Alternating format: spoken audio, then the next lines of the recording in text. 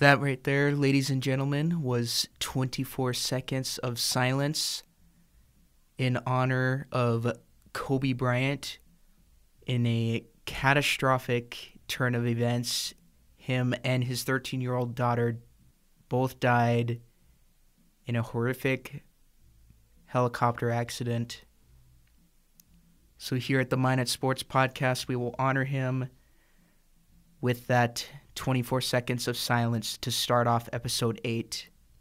I will send my thoughts and prayers and condolences over to the Bryant family. The world is not the same without him. He will be greatly missed.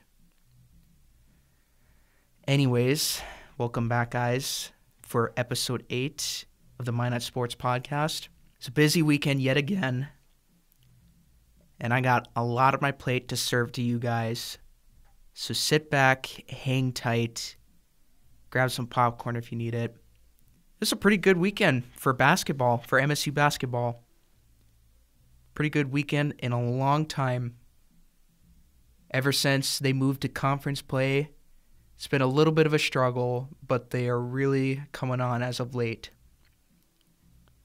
We'll start with the women's. They beat, first, the women's and men's started Friday over at Bemidji State, the Battle of the Beavers. The MSU women's took their game fairly close, 72-65 over the other Beavers. Mariah Payne hit 20 that night. For the men's side, Max Cody with 19 points, just shy of Payne, contributing 19 in a 74-67 victory for the sweep. Good night for both the women's and men's on Friday. On Saturday, the women's lost over in Crookston. It was competitive, but they did not get the final shot off. It was 78-76. They did not get that final shot off to take the lead. Mariah Payne had a great game once again, this time with 31, so making strides to get better every day. But the men's team against Crookston, 16 straight wins over them now. A great day for the men's basketball. Kyle Beisch with 28 points of 91 scored total by the MSU offense. Score was 91-68. 3-1 overall for both basketball teams. They're back on the road again this upcoming weekend. MSU men's hockey didn't fare well this weekend. A home-and-home series with Jamestown, which, as of late, they've been playing great hockey. When I started watching these games, when I started watching the MSU Beaver hockey games, Jamestown was just merely, they weren't outstanding, but they could compete in some games. It's very early when I watched them, when Minot State was winning games like 10-0, 7-1, 8-2, a score of that nature, of that realm. That has quickly changed in the past couple years. The Jimmies have evolved into a very nice hockey program, and the scores as of late are just proving it. Friday night was over at the Mesa here in town. Jamestown won it 4-1. Justin Metcalf with the lone tally for the Beavers early in the first. Jamestown went on to rally with the 4 goals coming in the next 2 periods. Then they moved on over to Jamestown for Saturday's game, which Jamestown also took that one 3-2. Drew Carter and Davis Sheldon got the tallies for Minot in that one. It was a complete opposite for MSU women's hockey. An amazing turnout against the 7th-ranked Minnesota Golden Gophers. It was a 4-0 shutout for your Beavers over the Gophers from Minnesota. Mackenzie Ballo scored a hat trick and Jensen Smigelski. I got the proper pronunciation now. Thank you to the Beavers PA announcer, Jensen Smigelski, and then Mackenzie Ballo times 3. So a shutout for Jordan Ivanko. She makes 24 saves. 3 stars on Saturday were the aforementioned Jordan Ivanko. She was the 3rd star. 2nd star was Jensen Smigelski. And then, of course, 1st star Ballo with the Hattie.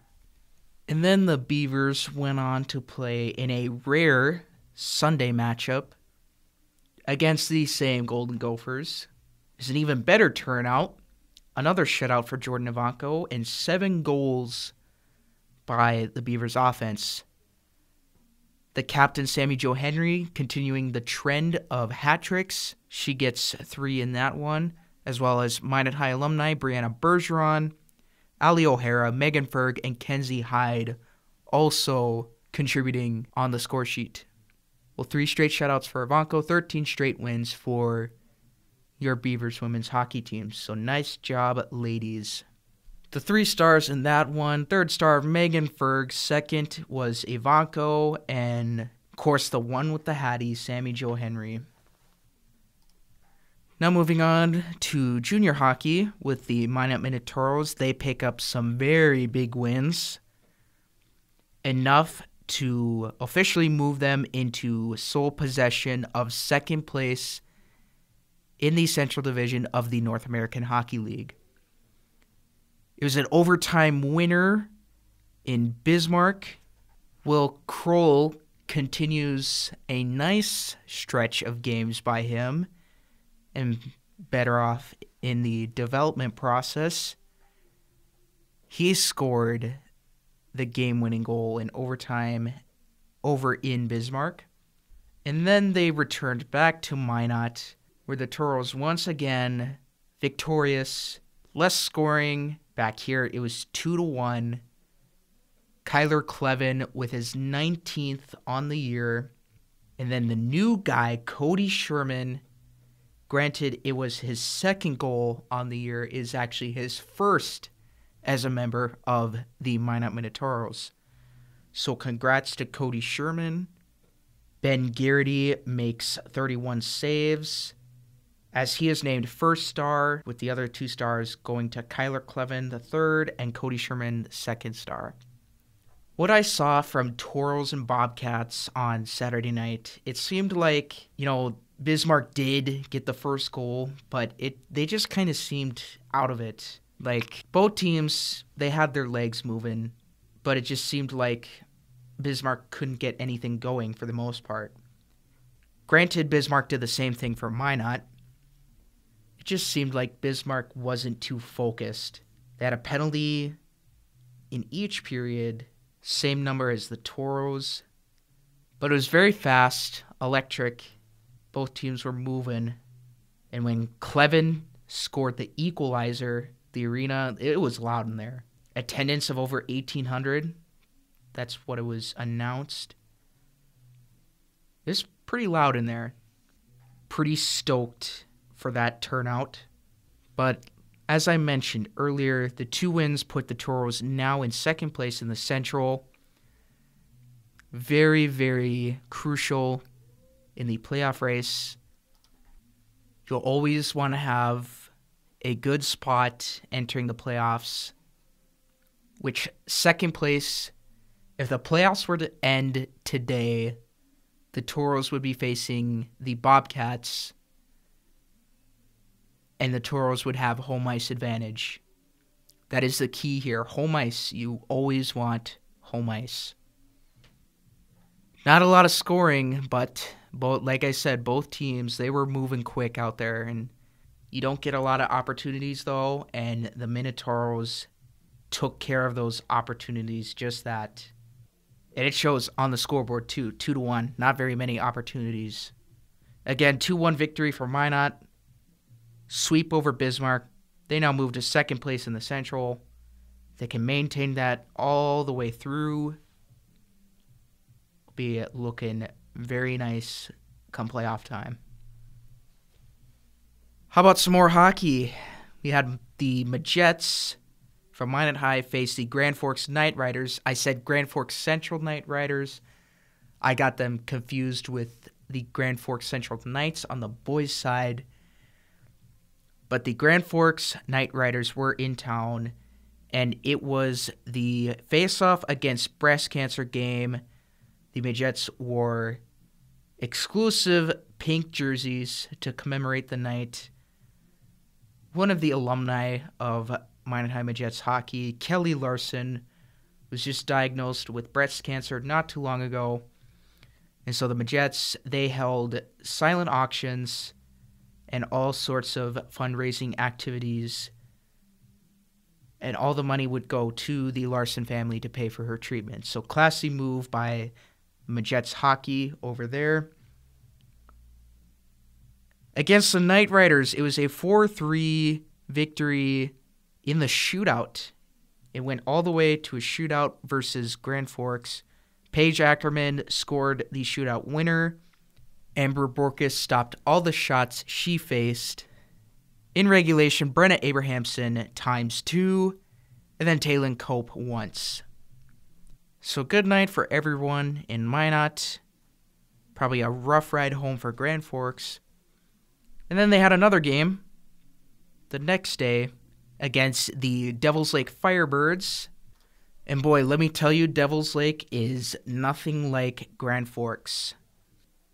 The girls' team for Devils Lake, they are pretty darn good. Maybe contenders in the state tourney from the East. We'll have to see about that. But it was a 6-2 winner for the Firebirds. Not a close one. Good thing for the Majets, it's a non-conference loss, so it should not affect them too bad when it comes to the West standings. And then a little note to mention, congrats to O'Malley Esslinger on committing to the MSU women's hockey team over here at the Minot Sports Podcast. That is just music to my ears, and that is some wonderful news. Congrats, O'Malley, and congrats to MSU women's hockey. We had a few MSU wrestling home events going on. Friday night versus St. Cloud State, actually first-ranked St. Cloud State, if I'm not mistaken. Dean Aravello got the only win, and those are the only points Minot got, starting off 3-0, but St. Cloud State rallied with 39 straight of their own, so it was a 39-3 stinker for MSU wrestling on Friday. And then, unfortunately, another loss against Minnesota State University Mankato. Much different, 27-13. Mankato wins that one. Dean Aravello wins again. It was a 11-5 decision. Jordan Will had a good day with an 8-1 decision in his match. Nathan Baca wins a close one at 6-4 against his opponent. So rough weekend for MSU wrestling. They're back again this week at home against Northern State University. Minot High boys swimming was in action. Reported by Jimmy LaFakis, a total of 663 points on the Saturday meet. That is quite a lot, but it probably comes as no surprise as they are the back-to-back defending state champs. Faced off against a bunch of East teams. Few notable ones, Grand Forks Central and West Fargo. That was actually a triangular meet on Friday, but still very good turnouts. Minot High won both meets. A lot of points were scored. Everyone at Magi Nation in the pool, pretty happy in that one. Not so happy for Minot High Magicians hockey. It's not too bad because it's a non-conference, but the score was still pretty bad.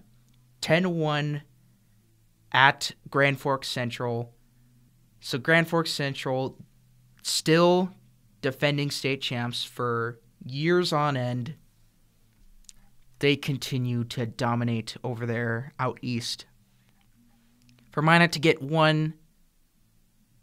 Well, they at least got one against the powerhouse Knights. MHS Wrestling was over in Fargo for the Fargo tournament. Their first matchup, they lost to Minnewaska by 10 points, 34-24. But then they beat West Fargo pretty convincingly, 51-26. And then a few records, actually, to report on from MSU Track and Field. Freshman Landon Dunlap, a D2 record in the 1,000-meter run at 2:34.4, and then the mile at 4:19.2. So congrats, Landon, on your accomplishments. And then a record by Minot High alumni Logan Kruger. He actually broke his own record in the shot put. He got 14.06 meters at the South Dakota State meeting. Nice job, Logan. And props to Minot State Track and Field for sharing out highlights and the recordings of timings or whatever forms of scoring they use. Thank you, guys. And then one last note for Minot High Magicians basketball. They lost to Mandan 67-58, a team that Minot can compete against, but Mandan's also a good team too, so Mandan takes it this time around after Minot beat them on the road earlier. And that just about covers everything this past weekend. Just want to thank you guys for coming along for this one. And let's never forget the legend and legacy of Kobe Bryant. Thank you, Kobe, for everything that you have done. The Minot Sports Podcast is brought to you by KMSU TV and Radio and Joshua Strong Photography. So thank you guys for listening. Hope to see you all at sporting events this week. Have a nice day and take care.